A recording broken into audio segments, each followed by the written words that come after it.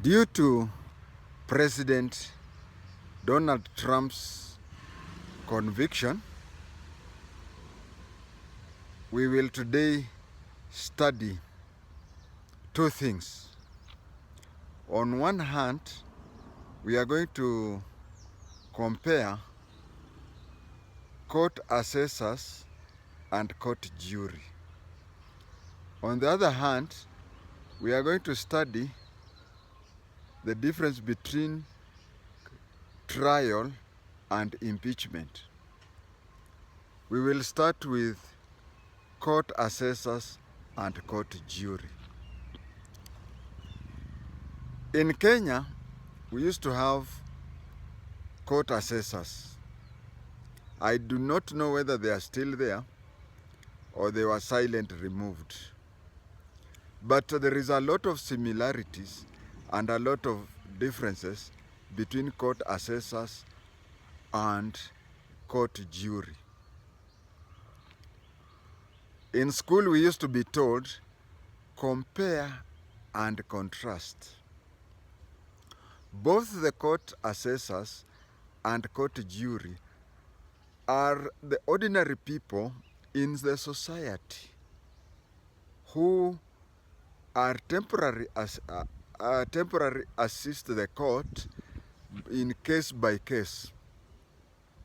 You are not employed permanently by the judiciary, but you are called in this case to handle a certain issue.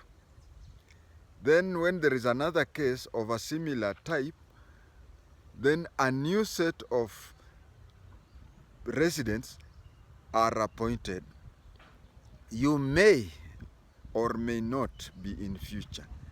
So there are two reasons why you may be given a second chance. One is luck. Two is availability of cases. Now, when there is a case where they need a court assessor or they need a court jury, they bring in a mixture of people in that place. A mixture of people in that place reflecting the reality on the ground. For example, the alleged place of committing of crime. Who are the people who are mostly there? In form of tribe, in form of races. For example, it is a case that is dealing with people of a different races. The wrong and the wronged. They could be from either different tribes or different races or even different clans. So when the court is making a list of court assessors or jury, they make sure that it reflects the environment at that place. For example, Kawangware in Nairobi. There is a lot of Luyas, there is a lot of Kikuyus and other tribes. So if they are going to have assessors or jury, 40% may be Luyas, 40% Kikuyus, and 20% the rest of other people. Two, it also reflects age. There has to be a representation because the wronged and the wrongdoer, the suspect, may be from different age groups. They may be from different age groups. It would be unfair for an elder like me having a case with a young person like you, and then the assessors are either young people like you or elders like me. It may be seen that if they're elders like me, they may decide, if they're juries or assessors, they may decide as per their age group. Also the gender. There is the GBV. or even differences which may not generally be gender-based violence, but we may have, suppose a man or even a woman, one person from one gender cons the other from the other gender. So you'll find that in such a case, they may even decide to have the jury or the assessors reflecting both genders if the complainant and the accused are of different genders. It must not only be a gender-based violence, but any offense that the two are from different genders. So that is how, supposing there are very few newbies in Kawangware. So if you are a newbie and you stay in Kawangware, you'll find that many cases where the suspect or whatever is a newbie, you'll find that you may find a higher chances of appearing than, say, a Luhya in Kawangware, because next time they'll use another Luhya, and so on and so forth. These are people with no training, both jury and assessors. These are people with no training at all in the legal terms. So them is only to give an opinion from a layman's angle. Now, when you come to assessors, when they give, usually these are serious offenses, felonies. Serious offenses is where they call. Pickpockets, you don't need to go and call assessors or jury. These are usually serious crimes where jury and assessors are. Now, assessors, especially in the Kenyan Constitution, if they are still there, they used to give, before the judge passes the sentence, the assessors give they are called upon to give their layman's interpretation. Is the suspect, has the suspect committed the crime? So according to law, an assessor's recommendation, you can call it a recommendation, is not binding. It is possible, you know, the judge passes the sentencing knowing that an ordinary person on the street, your ordinary person on the street has this and that feeling. But the judge is not bound by any or all the recommendation of the assessors. Theirs, as the name calls, it's assessment. They just say, so the judge, when the judge is passing the judgment, he or she only passes the judgment bearing in mind that the person on the street feels this and this is what happened. Person on the street feels that the suspect committed the crime, or the person on the street feels that the suspect never committed this crime. But the judge is not at all bound by the findings of the assessors. On the other hand, the jury, that is the American system, in Kenya you find that as you're giving evidence, the judge or the judicial officer, because it includes even a magistrate, the judicial officer will always take notes and will always cross-examine people. But in a jury, this committee is made and they have a chair. So when you are giving evidence, the judge acts like a director. The judge gives a director such that when you are giving evidence, the judge will advise the jury. There are some things he'll say, okay, actually the jury are even allowed to write notes. So when they are doing that, the judge would intervene in the case and ask questions. And when the questions are being asked, the judge can turn to the jury and say that certain aspect, disregard them. Let it be as if they were not talked. So the judge will direct the person when both the assessors and the jury are not supposed to cross-examine or even examine any witnesses. It is for the prosecutor and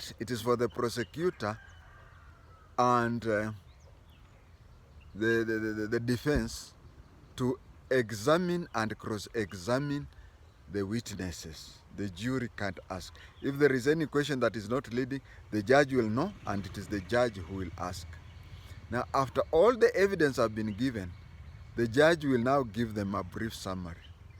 Say, the accused here has been accused ABCD, and you are supposed to find out two things.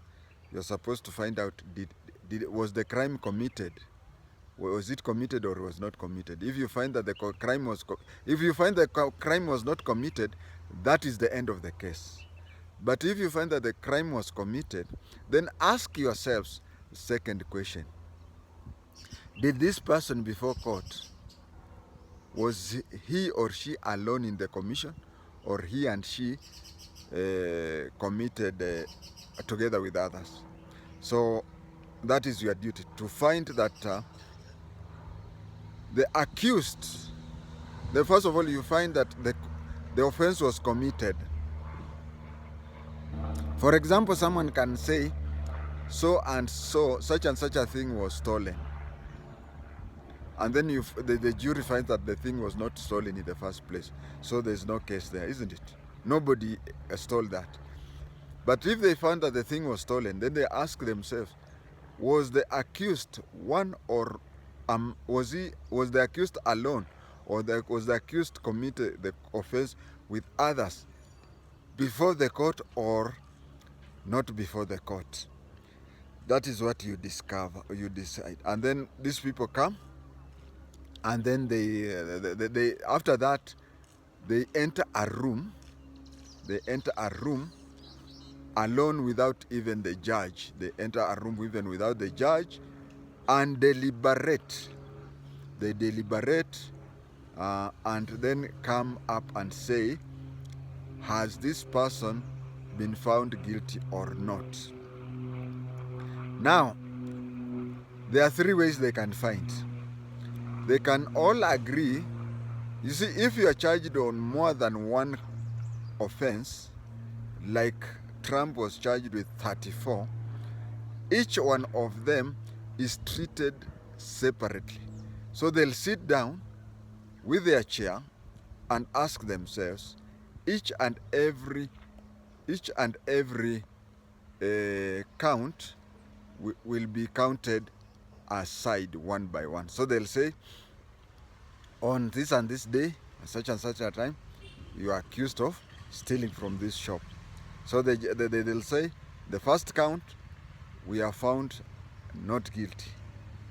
Then the second count, you entered that compound or whatever where the things were stolen without, you entered that place without permission. So you trespassed, yes. So you could be charged with stealing something somewhere. Two charges. You trespassed into the compound, and also, not only did you trespass into the compound, but you stole. So they can find that you didn't steal, but on the second charge of trespassing, you trespassed.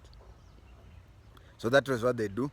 And then the chair, first of all, either in every charge, you see, it is a question of the majority. Because they can either find you guilty unanimously, all of them agree that you are guilty, or all of them can agree you are not guilty. But in many cases, you find that there is a split. There is a split. So if there is a split, they'll ask those who have found you guilty are 8. Those who have found you not guilty are 4. So the majority have their way. So that is what they come and they tell the judge. And after telling the judge will now organize for a day because the judge is bound by what the jury has decided. The judge cannot say, if you're found guilty by the jury, that is why you hear people saying the jury is out. It means that they're out to decide your fate and whatever. I mean, once they have decided your fate, that is it. Now it is the second thing that goes on after you have been convicted is now the judge will now require 3 things before sentencing. 1, the accused person will have to enter case in mitigation, kujitetea, saying, oh, you see, I have children in school, and you see, I was only looking, I went to that farm, stole some bananas or even maize. This farm behind me, I went there, stole, and after stealing, it was just for food and whatever, so it will, you can be forgiven on humanitarian grounds. That is one. So there is the mitigation. Then there is reports. There are reports from psychiatrists. Maybe you killed somebody and you are mentally unstable. There is also a report from social people, social service people, because you have killed a person from the neighboring clan, and the social service people will say that if you are released, the other clan will kill you. So it is better for you to be jailed 15 years. After you come out after 15 years, there are those people who will come from different places to give their expert opinion. And of course, the prosecution will always push for you to be jailed the maximum. Now we go to part 2 concerning the difference between impeachment and trial. You find that Clinton was charged with immorality, but he appeared through impeachment. And Donald Trump has been charged. Of the 34 offenses he has been found, none is somehow related to immorality, because there were illegal payments to hush people. But anyway, so in this recording we will only talk about impeachment and whatever. We will not compare the Trump trial. Now, Trump trial was a court like any other. Whereby I can be charged with stealing maize and bananas from the farm behind me, isn't it? I can be charged with that. So I can be taken to Birak law courts or Makadara law courts and be charged with stealing. So he was charged in a criminal court. But we have impeachment. Impeachment is a new thing in Kenya. It came with the 2010 constitution. Impeachment is that when you are holding a certain office, you cannot be tried in a court of law for the period you are there.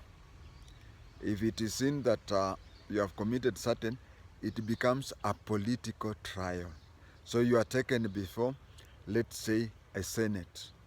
But in Kenya, first of all, you are taken before the county assembly, where you are charged with misconduct and whatever. Once the county assembly has convicted you, the Kenyan constitution said you have to undergo a second impeachment process in